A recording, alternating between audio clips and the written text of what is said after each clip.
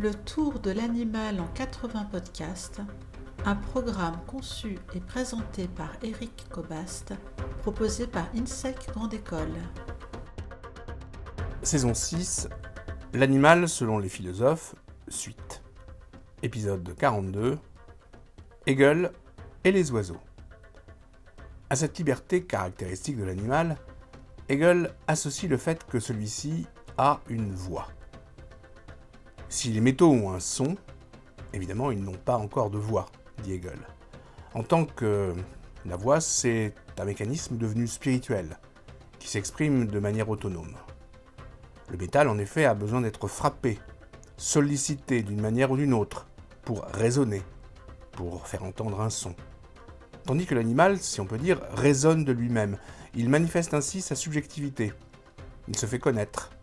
Et je cite, « comme cet être plein d'âme, en tant qu'il tremble dans lui-même et qu'il fait trembler l'air. » Cette voix de l'animal n'a rien à voir avec une quelconque expression mécanique de type cartésien. Elle se fait l'écho de l'intériorité qui habite l'animal, pas seulement des éléments extérieurs qui peuvent l'affecter. Alors le philosophe magnifie le chant des oiseaux. Je cite, « Si tous les animaux émettent des sons vocaux sous le poids de la douleur et du besoin non assouvi ou sous l'effet de la satiété et du plaisir, le cheval hennit lorsqu'il va à la bataille, les insectes bourdonnent, les chats, quand cela va bien pour eux, ronronnent, rien de tout cela n'est véritablement comparable au geste théorétique de l'oiseau qui chante, c'est-à-dire qui s'adonne au pur plaisir de chanter. » Le chant de l'oiseau représente, relativement au fait que les animaux ont en général une voix, un mode plus élevé de cette capacité vocale.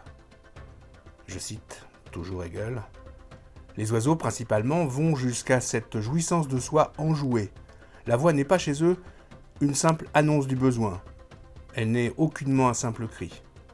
Mais le chant est l'extériorisation sans désir, dont l'ultime détermination est la jouissance immédiate de soi-même. » L'animal s'expose donc dans sa voix, et seul un être sentant peut exprimer l'intériorité de ses sentiments. Parce qu'elle exprime l'intériorité du soi, la voix de l'animal se fait encore entendre lorsque celui-ci succombe sous les coups d'une mort violente.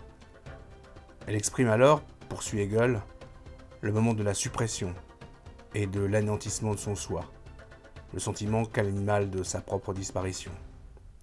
Ça pourrait s'appeler le chant du cygne.